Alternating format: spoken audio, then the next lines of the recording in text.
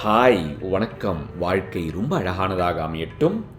We are looking at Srimad Bhagavad Gita chapter 3 Karma Yoga on verse 32 now. Let's see how it goes.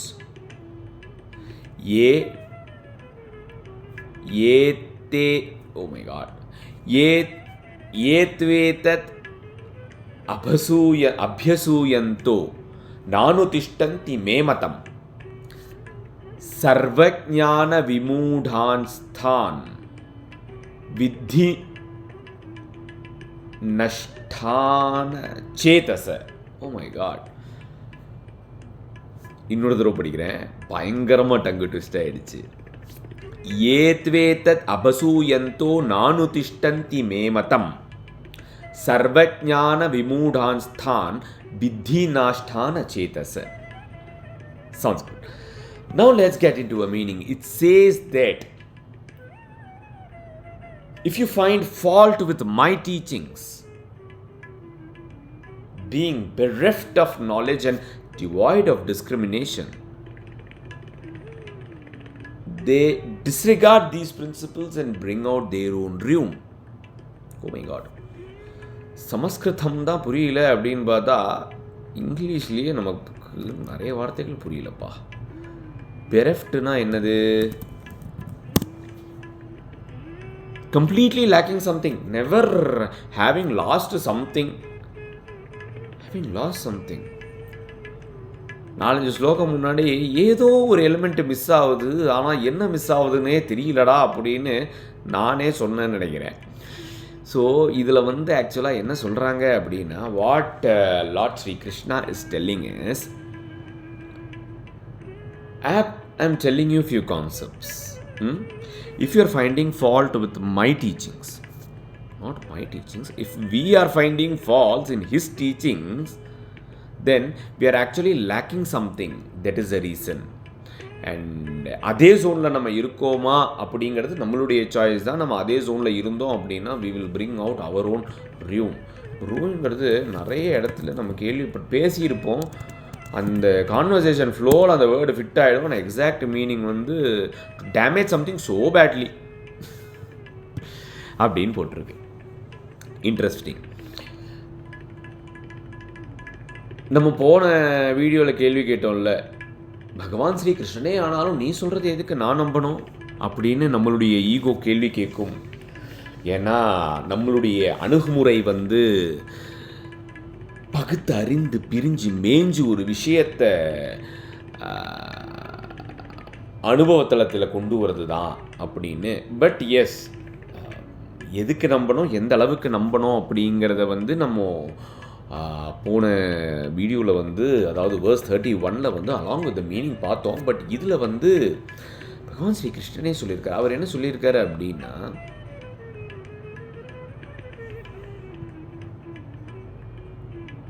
அவர் ஆக்சுவலாக என்ன சொல்லியிருக்காரு, என்ன சொல்ல வராரு அப்படிங்கிறத நான் புரிஞ்சுக்கிறேன் அப்படின்னா, he said that the very purpose of the intellectual ego is to question. So நம்மளுடைய கிரந்தங்கள் or any of the ancient spiritual context concepts, எதை பார்த்து யார் என்ன கேள்வி கேட்டாலும் இந்த கேள்விகள் புதுசு கிடையாது. Because being a mortal ego driven personality, all these questions are bound to come அப்படிங்கிறது அவருக்கு நல்லாவே தெரிஞ்சிருக்கு. ஏன்னா அர்ஜுனன், துரியோதனன் அப்படிங்கிற மாதிரி எவ்வளவு ஈகோ ட்ரிவன் பர்சனாலிட்டி அவர் அந்த காலத்துலேயே பார்த்துருப்பார். அதனாலேயோ என்னமோ. So what they are telling is, yes, all these questions which are valid, all these questions which are arising in your mind right now are valid based on your current understanding. Listen to what I am telling and go with the flow. Eventually you will understand. அது எப்படி பண்ண முடியும்? நீ சொல்றதெல்லாம் கேட்டுக்கணுமா அப்படிங்கிற ஒரு ego driven கொஸ்டினும் வரும்.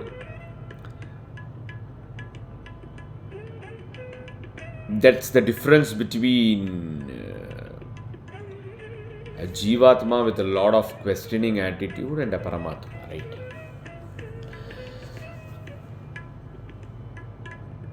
What Sri Krishna is telling here is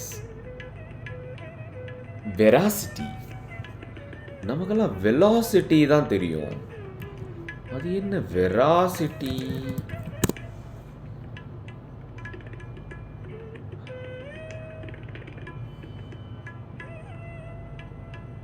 okay, புரிஞ்சிடுச்சு. சிம்பிள்ப்பா. இது நிறைய இடத்துல நம்மளே சொல்கிறது தான் இது. ஃபுல்லாக கேளுங்க, அப்புறம் புரியும் அப்படின்னு. Say for example,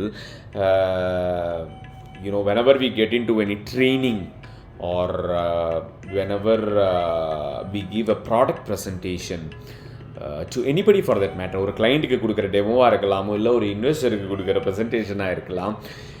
Any presentation we do, anything that we have an organized structured way, அதை நம்ம ஆன் த ஃப்ளோவில் ப்ரெசென்ட் பண்ணிகிட்ருக்கோம். எக்ஸாம்பிள், ஆஃபீஸில் ஏதோ ஒரு ப்ரெசன்டேஷன் நீங்கள் கொடுக்குறீங்க, இல்லை ஒரு டேரக்டர் ஒரு ஹீரோக்கிட்டேயோ ப்ரொடியூசர்கிட்டயோ ஒரு கதை சொல்கிறாரு. அப்படிங்கும்போது when we are presenting our ideas, ஆப்போசிட்டில் இருக்கிறவங்க they'll be different mindsetல இருப்பாங்களா, they'll be so curious to know, or they'll be in a position that they want to express their knowledge. அப்படிங்கிற மாதிரியான நிறைய குறுக்க கேள்வி கேட்குறவங்க நிறைய பேர் இருப்பாங்க. நம்ம பார்த்துருக்கோம். You give a product presentation, you give a training, or you tell a story, you narrate an incident or event. எந்த விஷயம் ஒருத்தரை மற்றவங்களுக்கு சொல்லும்போது ஆப்போசிட்டில் இருக்கிறவங்க நிறைய விதமான கேள்விகள் கேட்பாங்க. ஒன்று, I'm so curious to know what is that, what is next அப்படிங்கிற மாதிரி. இல்லை, இதுதானே வரப்போகுது அப்படின்னு கன்க்ளூசிவாக அவங்க சொல்லுவாங்க. இல்லை, நம்ம ஒரு டொமைனை பற்றி பேசுகிறோம் அப்படிங்கும்போது தன்னுடைய நாலேஜை வெளிப்படுத்துறதுக்கே நிறைய பேர் கேள்வி கேட்பாங்க. It's a normal human attitude. It is one of the visibility exercise also in the corporate, that your questions will define, decide, will give a perception of what kind of personality you are. That is valid. And those same things are valid here also.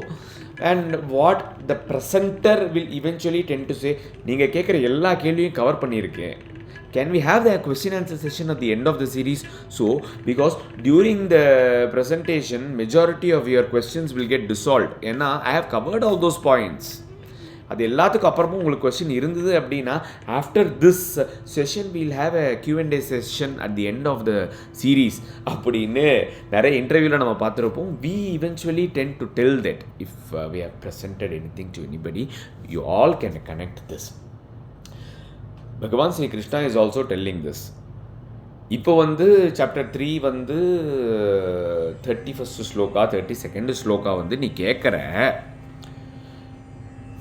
There are 18 chapters and 700 slokas. என்னோட PPT ரொம்ப பெருசு. அதாவது ஸ்ரீகிருஷ்ணர் சொல்கிறாரு. So you listen to it completely. All your questions will get dissolved, will be answered in the upcoming verses.